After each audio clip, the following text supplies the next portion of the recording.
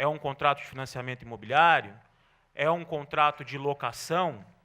É um termo de securitização? É um contrato de financiamento para desenvolvimento de obra? E assim sucessivamente. E aí vamos além. Olha como é que a coisa fica complicada.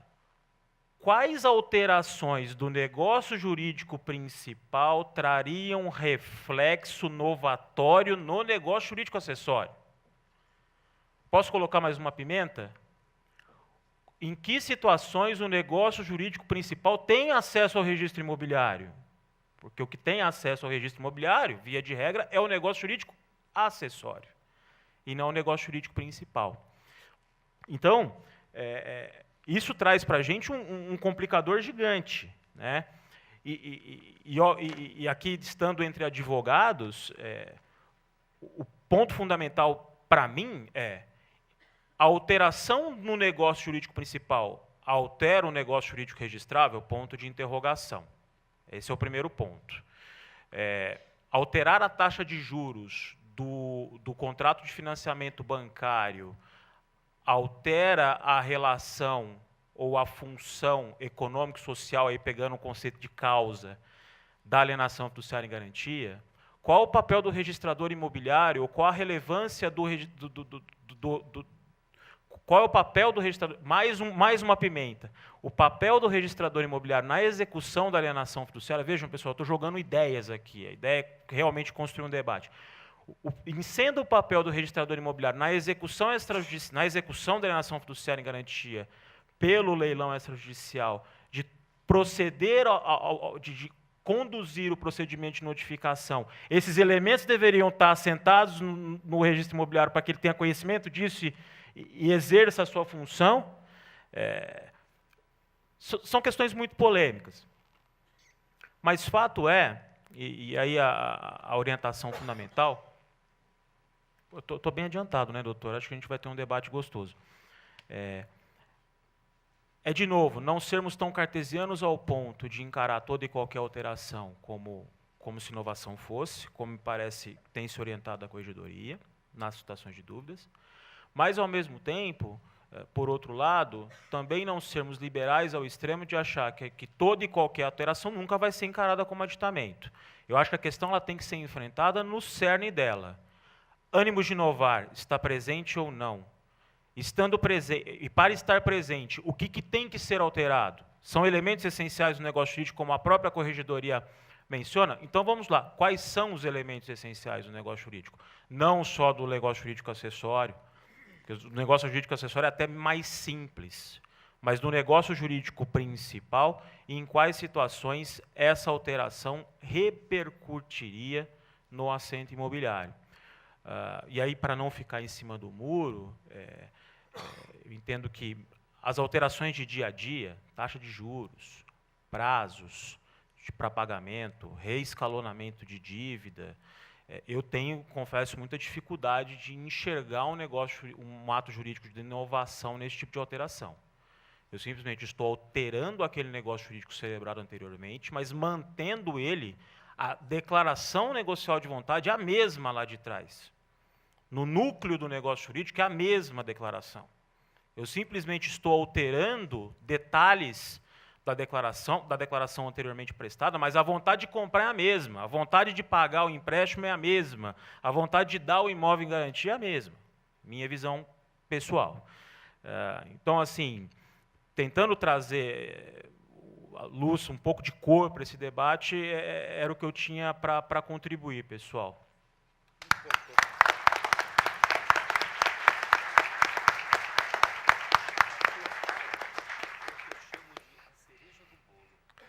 Doutor Eduardo Tristão, o senhor não é só um advogado, o senhor é o advogado. Né? Agradeço, doutor, mas estamos longe disso. Mas... a questão de títulos, eu acho que é o menos importante, né? O que importa é quanto que a gente estuda, e o advogado é um estudioso diário, e tem que ser, né? E a gente tem que fazer o nosso papel. A responsabilidade das mudanças é da advocacia, né? Então, não é do Poder Judiciário, não é do registro, não é dos tabeliães, é da advocacia. É a advocacia que precisa mudar Os advogados precisam mudar, serem mais técnicos, já são, mas a gente tem que ser mais, cada vez mais. Isso é fundamental. Um detalhe interessante em relação àquele processo que eu havia comentado no início, que gerou toda essa problemática, na decisão judicial da primeira vara dos registros, a escritura recusada, eu não comentei o motivo da recusa, né? A escritura recusada foi de uma retificação e ratificação do registro número 17, onde foi repactuado o valor da dívida, que o doutor Alberto tinha comentado, alterando em quê? O prazo em dobro para pagamento, ou seja, prolongou, diferiu esse pagamento no momento, aumentou o prazo de pagamento. O vencimento da primeira prestação, que o doutor Alberto comentou, ficou com 9 meses de diferença. Valor das prestações menores, porque se você prorroga, dobra o prazo de pagamento, evidentemente que o valor da prestação ela vai cair. Bem como a revogação de todas as cláusulas do contrato registrado, convalidada apenas a garantia. E isso aqui que ficou meio estranho, essa questão da revogação de todas as cláusulas do contrato registrado, né? A gente tem que analisar o título. Então, meus queridos, qual a conclusão que os senhores chegaram? Passo a palavra ao Dr. Dipp, se, evidentemente, ele quiser fazer um comentário. Né? Por que, Dr. Dipp? As duas questões que eu fiz no início, todos eles saíram pela tangente. Né? Todos eles. Na cara de pau. Né? Saíram pela tangente. O doutor Alberto Carneiro Marques, o doutor Alexandre Junqueira Gomide. Eu pensei que a gente ia deixar essa parte para o final. Eu estava pensando sobre isso. Não ia fugir da raia, não. E o doutor Eduardo da Silva Tristão. Todos fugiram da raia. Né? Graças a Deus que o doutor Ricardo Dipp teve... Acho que ele acordou de manhã, ele veio de Curitiba, ele veio assim, ele falou, não, eu vou logo. Porque os caras vão patinar, eu sei.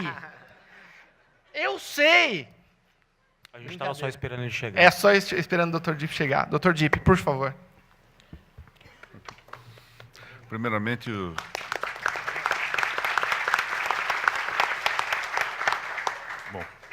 eu quero consignar aqui a minha honra de poder comparecer a esse congresso. Vim num estado lastimável, ontem sofri um pequeno acidente e estou mal conseguindo andar, mas não podia faltar. Primeiro, pelo muito que considero desta comissão, cujos passos venho acompanhando, e parabenizo o doutor Marcos Kucknaga por esta atividade, em nome do qual eu quero cumprimentar a todos os integrantes da comissão, a própria OAB como um todo, e tenho para mais um aspecto afetivo aqui, é que a minha filha mais nova participa da comissão também.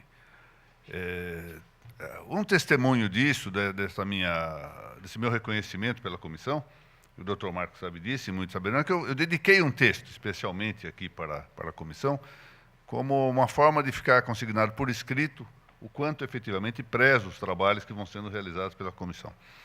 Eu também quero particularmente contentar-me pelo fato de ter ouvido parte das exposições, perdi uma parte, mas achei muitíssimo interessante tudo o que foi dito. Acho que há, de fato, muitas questões a serem examinadas. Queria começar apenas por uma pequena ressalva, que é de todo acidental, e não tirem nada a substância do que foi dito. Na verdade, os processos de dúvida não são julgados pelo Corregedor-Geral da Justiça.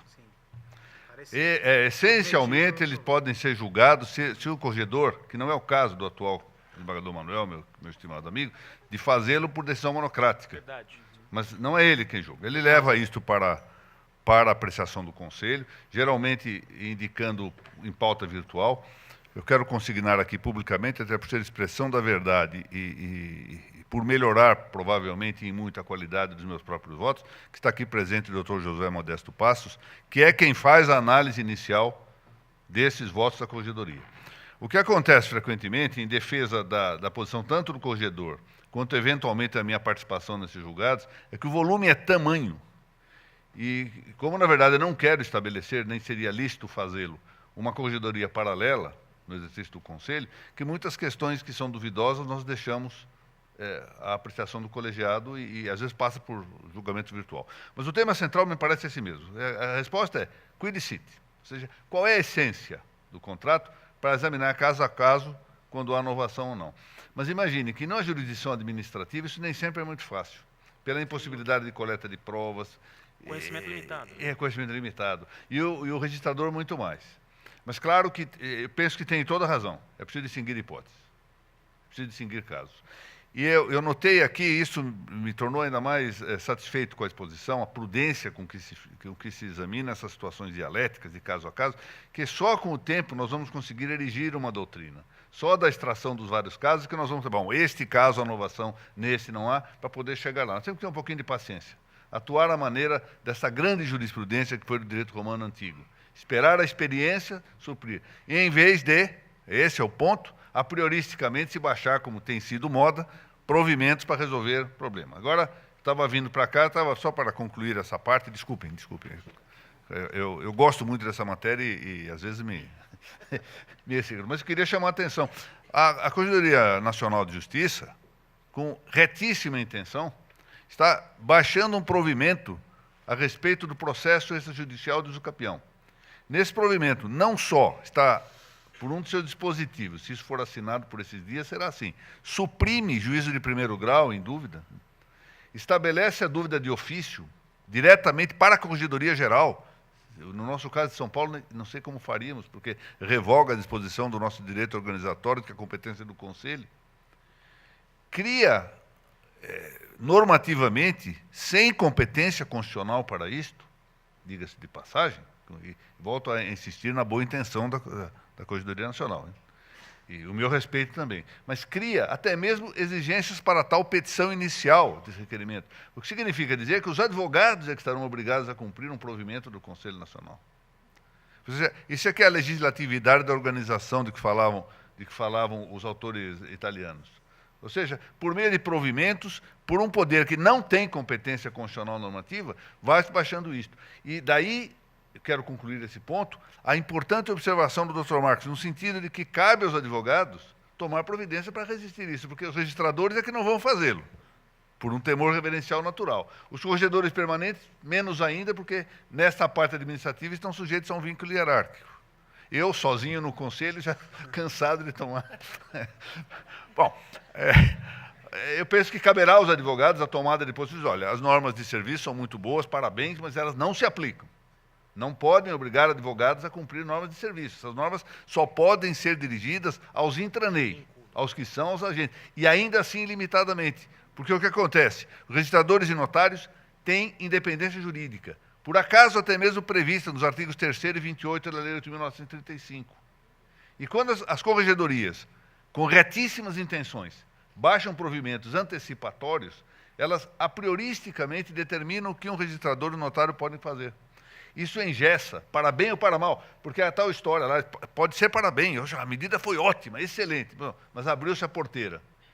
Nós não teremos condição de impugnar a legitimidade formal no dia que baixar para mal. Simplesmente não tem competência constitucional para baixar normas, mas nós nos acostumamos. Então, os registradores fazem consultas pedindo normas, essa norma sobre a usucapião, já estava lá um pedido feito ao tempo da ministra Nancy, e eu o tempo inteiro vetei aquilo, dizia, ministra, não baixe isso, está errado, não há competência para nós. Para quê? É a necessidade de um provimento para aplicar o que já está no Código de Processo Civil e na Lei de Registro Público, e assim por diante.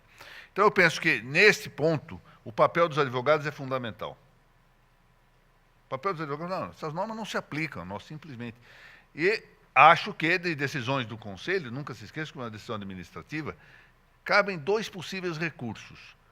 Um que é duvidoso, quer dizer, teoricamente é possível, mas o Conselho Nacional de Justiça apreciará ou não de acordo com o volume de serviço, porque seria infernal, é só por isso que não tem conhecido, mas recorrer das decisões da dúvida para o Conselho. E um segundo ponto é sempre o cabimento de ação jurisdicional para atacar as decisões do Conselho, que muito raramente tem sido usado. Eu não estou pedindo para me dar trabalho de fazer informação, não. Mas o advogado tem que lutar pelo seu interesse também. E eu estou bem à vontade, porque eu sempre considerei que a jurisprudência administrativa deve ser o mais possível segura, sem ficar fazendo revoluções, porque isso só atrapalha a segurança jurídica. Mas isso não significa falta de oxigenação quando ela é necessária. Os advogados têm que buscar essa oxigenação. Então, me parece isso. Eu quero, mais uma vez, dizer do meu contentamento de ter ouvido as exposições que eu vi, O senhor tinha 2 perguntas, é? Tinha 2 perguntas. Não é para eles? Por que para mim? Dr. Dipp, quando eu abri o painel, eu já antecipadamente fiz as perguntas aos 3 colegas. De forma assim, muito educada, ninguém respondeu aguardando a sua presença. Tá bem. Deixa eu ver aqui. Instintivamente aguardaram a sua presença. Então, a primeira pergunta, vamos voltar, é se o tabelionato de notas, quando ele lavrou a escritura de aditamento, ele responde pela eficácia do ato. Essa é a primeira pergunta, por conta do princípio da eficácia lá do artigo 1º da Lei 8935 de 94. A segunda pergunta é, na interpretação do registrador desse aditamento, que ele concluiu que a novação não seria uma análise intrínseca da escritura? Então, se o tabelião de notas ele já interpretou a situação de fato, que poderia ser feito por instrumento particular, ele fez por escritura pública, não caberia apenas o registrador de imóveis fazer a análise extrínseca? Porque me parece que o registrador ele ingressou no mérito da fé pública notarial, da qualificação notarial do negócio jurídico.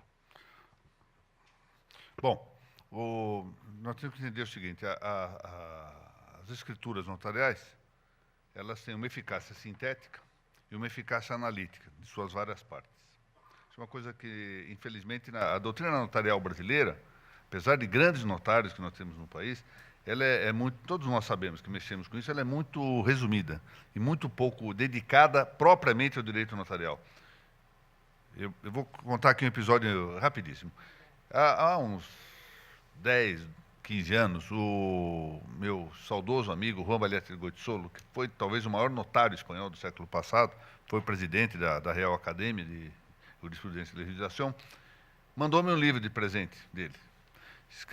O livro dizia Pareceres e Dictâmenes de um Notário. Eu, por uma questão de educação, imediatamente elaborei um cartão, agradeço ao prezado amigo, tentei escrever em espanhol isso, não vou passar vergonha de novo aqui, dizer em público. Agradeço ao prezado amigo, ao seu livro sobre direito notarial, etc. Mandei. E ele volta com o cartão reclamando. Disse, não, esse livro não é de direito notarial. São pareceres e respostas a consultas que eu fiz sobre questões substantivas no exercício do notariado. Mais ou menos como se alguém chamado a falar sobre processo civil de ação de despejo tratasse de locação, que é conexo, mas não é a matéria, não é processo. Então, hoje, o que está acontecendo, em boa parte, tanto do direito registral quanto do direito notarial, é o tratamento de matérias substantivas, como estamos tratando aqui hoje, alienação fiduciária. E pouco desses autores registralistas e de direito notarial sobre a matéria da própria função. Por isso, nós não temos feito, especialmente no direito notarial, as análises aprofundadas próprias da matéria do direito notarial. E não temos distinguido no Brasil entre eficácia sintética e eficácia analítica. Ao examinar-se o tema sobre eficácia analítica, nós temos que distinguir dentro da escritura o que corresponde à fé pública notarial ou não. Ora, a fé pública notarial, à diferença da fé pública registrária, corresponde sempre àquilo que pode ser captado pelos sentidos externos, ao menos 2 com certeza, visão e audição, e percepcionados pelos internos. Não interpretação de negócio jurídico. Portanto, essa matéria, de saber se houve inovação ou não, o notário pode ter, ele teria que ter, primeiramente, o exercício de uma função de precaução, que é o chamado cavere notarial, que é o mais importante da atividade do notário elaborar uma escritura ou uma ata notarial. Ele tem que convencer os seus clientes, e bem se chama cliente, porque ele tem confiança na função do notário. Olha, não faça isso, ou cuidado, porque isso pode ser interpretado como inovação. Função de precaução. Mas cabe a ele meramente inclinar-se. Isso é uma interpretação, não está sujeito à fé pública. E não estando sujeito à fé pública, submete-se à sobrequalificação do registrador, que só não pode requalificar aquilo que está acobertado pela fé pública, porque a fé pública só estaria atribuída ao controle jurisdicional. Agora, é sempre muito difícil, especialmente para o registrador, que está diante de texto, saber se há inovação ou não. Claro, o que nosso papel nesse momento, que me parece, é preparar melhor aqueles que são os notários de fato, porque hoje a estrutura cartorial do notariado brasileiro faz com que o notário seja aquele que aluga mesas para o... E o notário de fato é o escrevente. Esse é que nós precisamos experimentar melhor.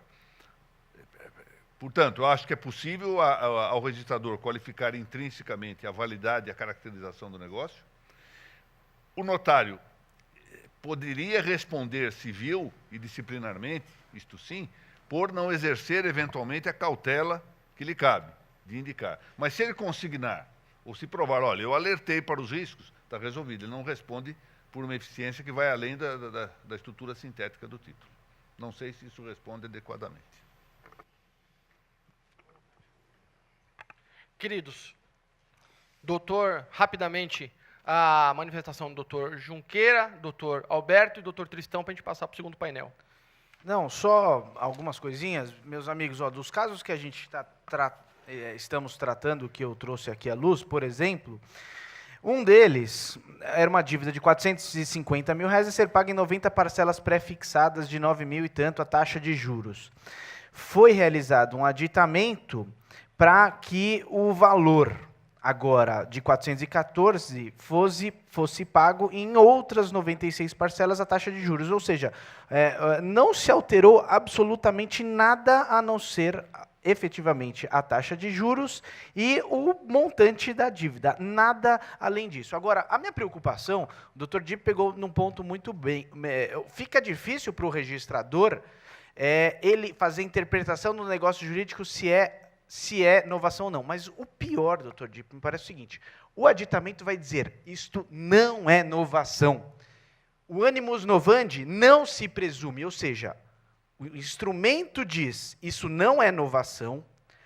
O Código Civil diz, não se pode presumir a novação.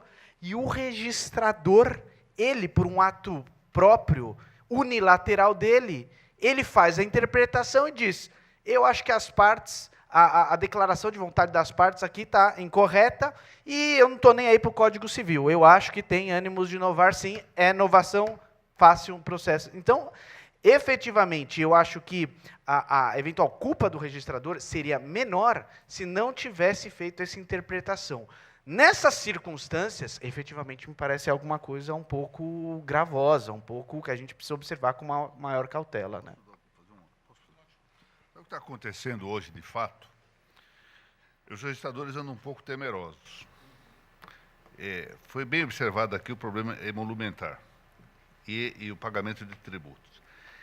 Muitas vezes, o registrador, exerce esse poder, porque, na verdade, quando ele não pratica o ato, ele não está ganhando, é até o revés para ele. Ele exerce essa tutela dos interesses dos terceiros, às vezes contra a própria consciência, com receio de repercussões disciplinares. Exatamente, com receio. E depois, porque tomou moda a responsabilização disciplinar objetiva. Então, em vez de aplicar regras de direito penal no plano disciplinar, estão aplicando regras de direito civil do antigo artigo 22 da Lei 8.935, que já foi até alterado. Então, o registrador, com receio de punição, ele vai criando obstáculos. Vai jogando. Nós temos recebido alguns casos de dúvida que manifesta essa tendência. Olha, eu tenho medo de interpretar de acordo com a minha consciência. Isso não deixa de ser um pecado do registrador, porque ele tem que estar à altura da sua responsabilidade. Mas nós temos que, pelo menos, tentar entender como eles estão se sentindo coagidos. Olha, eu vou adotar a posição mais, entre aspas, isso não é prudência, mais discreta possível, mais cautelosa possível, desde que a corregedoria decida. Está errado isso. Confesso, está errado, mas eu entendo o medo que eles têm, porque qualquer coisa agora baixa processo disciplinar. Desapareceu o critério de conveniência e oportunidade, que sempre foi aquilo que se entendia cabível na jurisdição administrativa. Tem-se a impressão, tenho eu também essa impressão, que até mesmo os juízes corregedores começaram a ficar com medo de punições, com medo de ser atacados de prevaricação, com descendência criminosa. Então, qualquer coisinha baixa processo disciplinar. E todos nós sabemos o que é o peso de um processo. O processo já é uma pena em si próprio. Então, isto leva, muitas vezes, aqueles, ainda contrariando o texto, vamos adotar essa posição, porque pelo menos a corregedoria decide. Está errado, está errado. O nosso papel, volto a dizer, daí a importância dos advogados, é fortalecer essa posição. Quanto mais independentes forem os registradores e notários, melhor para todos nós. Vou pedir a gentileza dos expositores fazer uma breve conclusão. Sim. De 30 segundos. Perfeito. 20 agora, para que a gente possa cumprir o prazo. Ok, eu acredito que a composição dessa mesa ela foi bastante feliz, porque trouxe profissionais, 3 advogados, mas cada um com uma atuação diferente, né? E nós conseguimos trazer isso para cá, né? Como eu fazia cobrança de créditos imobiliários, né, de financiamento destinado à pessoa que está adquirindo a casa própria, os nossos aditamentos eles apenas previam uma renegociação de dívida, né? A pessoa não estava podendo pagar, atrasou 12 prestações, eu pegava aquelas 12, jogava no saldo devedor, não alterei o valor da dívida e permitia que ele pagasse nos 12 meses seguintes ao decurso do contrato. E eu fiz questão de me limitar a essa situação, né, exatamente para acomodar a palestra do Junqueira e a palestra do Tristão, né? Já as situações que o Tristão trouxe aqui são situações muito mais complexas do que as que eu tratei, né? A começar pelo fato que são grandes operações estruturadas, envolvendo direito de superfície, build-to-suit, securitização de serviços imobiliários, né? Então, pode ser que no conteúdo dessas operações gigantes e etc. e tal, algumas alterações possam ser feitas que, apesar de você ter dito, não se trata de inovação, na prática houve uma inovação, né? Então, eu acho que com isso, né, e agradecendo a participação do Dr. Dipp, que esclareceu isso para a gente, né, e de modo bastante eficaz, eficiente, complementa tudo que nós dissemos aqui, ok? É isso, muito obrigado. Obrigado, Alberto. Tristão.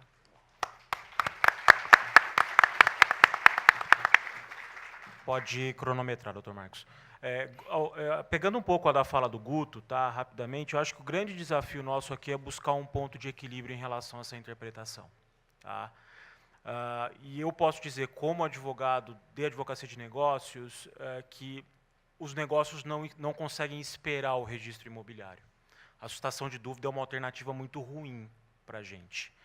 Então, assim, eu tenho sérias dúvidas, desculpa a redundância, se a suscitação de dúvida é o meio mais adequado para a gente fomentar esse debate por uma questão temporal.